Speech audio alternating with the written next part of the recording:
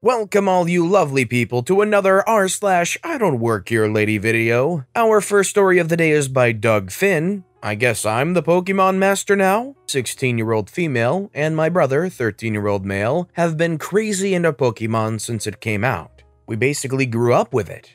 Back then, Toys R Us used to host official Nintendo-sponsored Pokemon League events each Saturday morning from 9 a.m. to noon, and we always went. My brother and I even started showing up early to help the organizer, a designated Toys R Us employee, in setting up. Let's call him Mario. It was easy. Go into the back employee-only room, grab tables, chairs, pens, promo cards to pass out, badges to award, and new badge books for the newcomers. Now, Mario didn't know crap about Pokemon, but my brother and I were super used to the league from when we attended at card shops. So we let him know what was what when he didn't know what to do. He quickly just pushed more and more of the tasks onto me. FYI, I was happy to take on the duties. Pretty soon, my brother and I were kind of running the events and he'd disappear for most of the 3 hours. No one seemed to notice or care though, since I was doing a great job and all the kids were having a great time. Also, I was darn near unbeatable and in the world of card games. That makes you the boss. That's just how it works. My brother and I noticed that Mario hadn't shown up in like 3 weeks. Not that we really cared. We just went into the back room by ourselves, carried the tables and chairs out, passed out the promo cards to each attendee, stamped their badge books, presided over matches, gave awards, etc. Then, at noon, cleaned up, took the tables and chairs back, neatly stacked, and hung around until our mom came to pick us up. So, on the 3rd week after noticing that Mario hadn't shown up, another employee, let's call him Rex, finds my brother and me as we're putting stuff away and asks, "Are you the ones that have been running the Pokemon thing the last few weeks?" "Yes," we answer, and you can visibly see a look of "oh crap" on his face, like he wasn't sure what to do now. So he stands there thinking for a bit and then asks, "How old are you?" 15, I answer. "Okay, don't go anywhere." He leaves and comes back and gets basic info from me like name, address, etc. Bless my naive little heart, I answer everything. Then we leave. Next Saturday, business as usual. The following Saturday, Rex shows up after we get done putting away all the stuff and hands me an envelope. Inside is a paycheck for like $130. It was back pay for all the hours I had worked. Turns out, Rex was the manager and he'd been getting so many compliments from the parents about their employee that runs the Pokemon League that he'd been trying to find that employee for weeks, but all his employees kept saying, "It's not me." Apparently, it was a complete mystery to everyone how the tables and chairs were being put out and being put back and who was actually running the event. Remember, my brother and I were just another pair of kids in a crowd of 25 plus kids, ages 6 to 30, of random players. As far as the Toys R Us staff were concerned, it was a ghost running the events. And that's how I accidentally got my first job, because parents just assumed I worked there, and the manager ran with it. Oh, as for Mario, I never found out what happened to him, but I never saw him again. And also to this day, 38, I still have it in my resume that my first job was as a Pokemon master. Strange thing is, not a single employee has ever questioned it. And I've gotten some pretty high-level jobs, so shrugs. If you were interviewing a potential employee and they had listed that their first job was Pokemon master, would you take that as just a cute little reference to them as a kid growing up? Or would it make you want to ask them about that and have them explain how their first job was Pokemon Master? Let me know in the comments down below. Our next story is by Neon Ghost 0713. I may be in scrubs, but I don't work here. This happened in October. Quick backstory, I'm a nurse, so I wear scrubs to work. My scrubs are royal blue and embroidered with white lettering and hospital logo, and all this other junk. My fiance, at the time we've gotten married since, has Crohn's disease and has had 2 bowel resections. He's in remission right now, but he could have a flare at any time. Because of this, we take any bowel issue of his seriously. Anyway, I'm at work and he calls me to tell me that he's going to the ER due to severe belly pain. Closest ER is not the hospital I work at. I finish up my tasks, let my charge nurse know what's going on, and take off to the other hospital. Get into his room, and I'm settling in for the evening. A few hours later, I need to pee, so I leave his room and I'm looking for a bathroom. The nurses in this hospital wear gray tops with black pants. No one wears royal blue. I'm walking down the hall and I hear an ahem behind me. I figure it's for a staff member, so I keep going. Then I hear ahem. I keep walking, thinking about the poor nurse who has this patient. I then feel someone grab my wrist and yank me around. This woman is towering over me, still holding my wrist. The random woman says, "Are you deaf?" I say, "I'm sorry, what?" "My husband's call light has been on for 3 hours and no one has come in. You're his nurse. Why haven't you been in to check on him?" I say, "I'm not his nurse. I don't even work here." She still hasn't let me go and is now pulling me back to his room. "You're lying. You're a lazy little witch. I know you're his nurse. I've seen you." I say, "No, lady, I legit don't work here." "You just can't stop lying, can you?" Finally, a staff nurse comes over and asks what's up. The random woman says, "I had to go get my husband's nurse. She's been avoiding us since we got here." The staff nurse looks at me in my blue scrubs with a huge Bud logo saying I work for another hospital and says, "She doesn't work here." The random woman says, "Yes, she does. She's his nurse." I say, "I'm not his nurse." The nurse says, "She's not his nurse. She doesn't even work here." "Yes, she does. She's wearing your stupid uniform." At this point, her husband was in the hall. We had a small gathering. My fiance was standing in the doorway of his room, and she was still holding my arm. I say, "Look, lady, I don't freaking work here. I don't know how many more ways to say it. I do not work here," while I point at my logo. She finally let me go and was taken back to her husband's room. I got to pee and went back to my fiance's room. I understand the confusion over scrubs. Not everyone knows the colors. But after the first time I told her I didn't work there, I lost any respect or understanding for her. Good news, he just had ulcers and it wasn't a Crohn's flare-up. We got married a few days later. First off, a big congratulations to OP on their wedding, and the good news, I just want to know what kind of trust issues some people have that even potential hospital employees in their eyes would just flat out lie to them. It's probably not even trust issues, it's probably just more a narcissistic complex that they're always right that prevents them from having any other rational thought about what somebody says if it doesn't, go along with what they're trying to say or claim. This next story is written by Masimonen. No, I really don't work here, but try me anyway. Today, I had that experience again. Don't know why, but it happens a lot. Someone thought I was working where I was shopping. I was in a liquor store, pacing the aisles for a bottle of adult juice.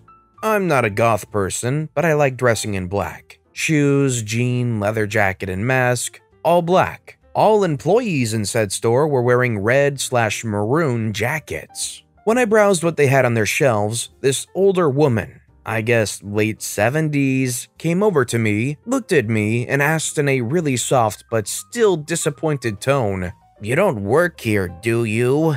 I replied that I sure don't, but can I be of any assistance? She told me that she needed a bottle of a certain brand and couldn't find it. "Getting old is hard," she said. "My eyes aren't as good as they once were." "Of course I'll help you," I replied. "That'll be my pleasure." I had a look, browsed up and down and side to side, but I couldn't find it. "That's okay," she said. "I really wanted this for my son, but they might not have it in stock as it's kind of expensive and special."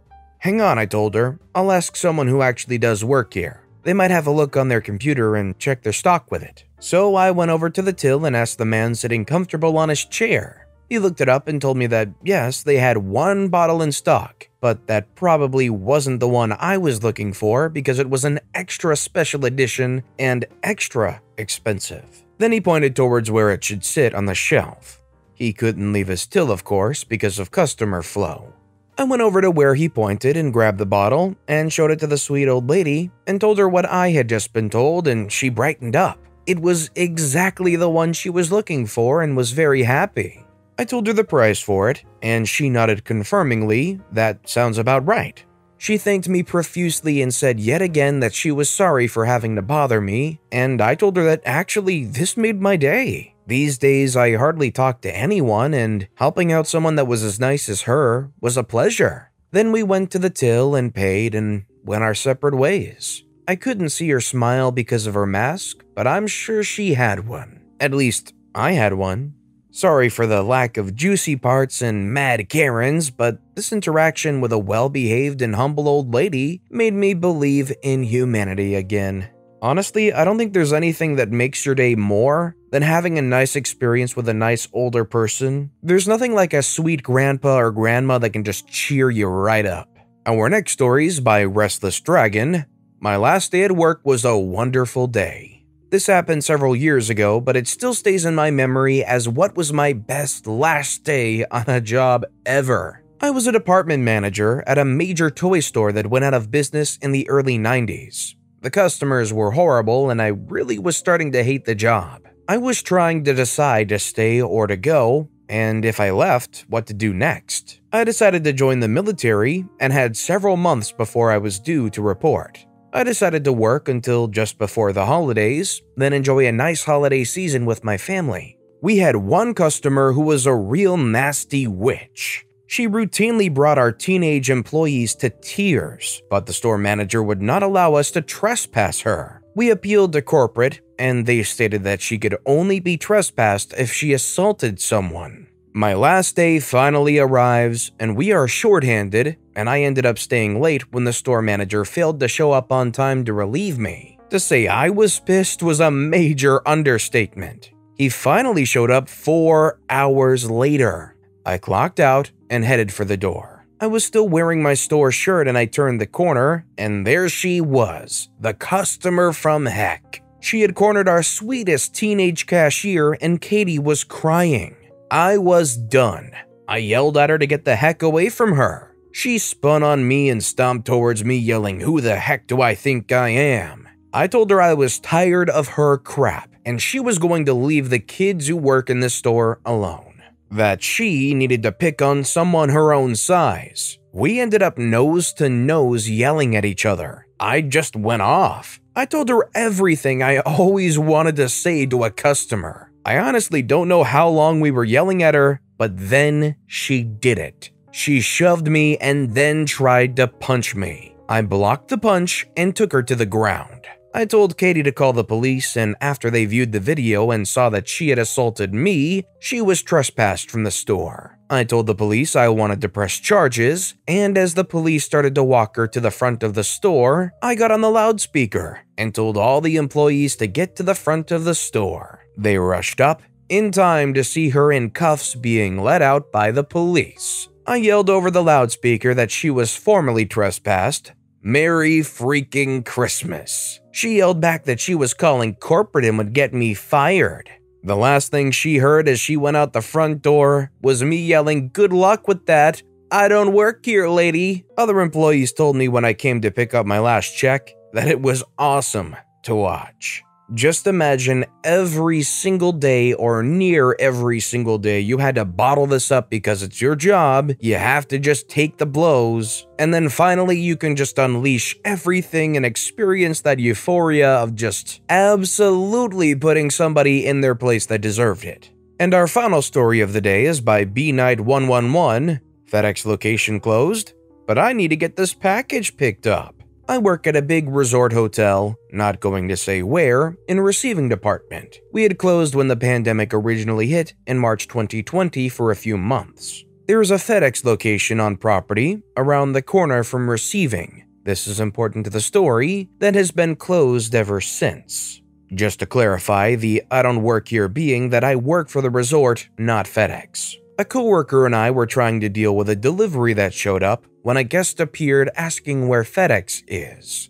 I, slightly confused as to how she got here and trying to use my best customer service skills, being a back-of-the-house employee, say, "I'm sorry, FedEx is closed." The angry lady says, "But the concierge directed me down here to FedEx so I could leave my package." She was indeed carrying a moderately sized box with a FedEx shipping label on it. I say, I'm sorry, but FedEx has been closed since the pandemic began. But they sent me down here to go to FedEx.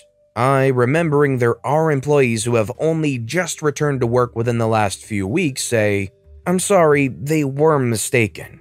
FedEx hasn't been open since The angry lady cuts me off saying, how am I supposed to drop this off? They told me to come to FedEx. I'm now thinking, all she needs is to get FedEx to pick this up. FedEx does drop off pretty much daily with us and will pick up anything that we have to go out while they're here. I say, you just need that picked up? Angry lady with an exasperated sigh, yes. I say, okay, no problem. I can get that picked up tomorrow. Okay, I need a receipt. I won't have any form of receipt to give you. I can only get it picked. But I need a receipt. Well, unfortunately, I'm unable to get that for you. Where is FedEx? That concierge sent me down here to FedEx. I just need to drop it off at FedEx and get a receipt. Me pointing behind her out of the back of receiving area. FedEx was located around the corner behind you. She immediately turned and walked off, saying something that I couldn't understand. I turned to look at another coworker from a different department who was standing nearby and witnessing the whole thing. We both give each other a what the freak look. I turned back to our delivery and my coworker, confused but also amused. It's then I realize I now have a story for Reddit. Some say she's still looking for that FedEx to this day. Oh, how I hope she never found it. But with that being said, that's all the time we have for today. So if you have a favorite story of the day, let me know which story and why in the comments down below. But besides that, if you enjoyed the video, please consider giving it a like, and if you haven't, subscribe and turn notifications on so you'll never miss an upcoming video. No matter what you do, whether it's just viewing the video, liking, subscribing, turning notifications on, I appreciate the heck out of it. Every little thing that you do helps the channel grow that much more, and I can't thank you enough for it. So, until next time, I hope you all have a wonderful day, and I'll be right here next time on the Storytime channel.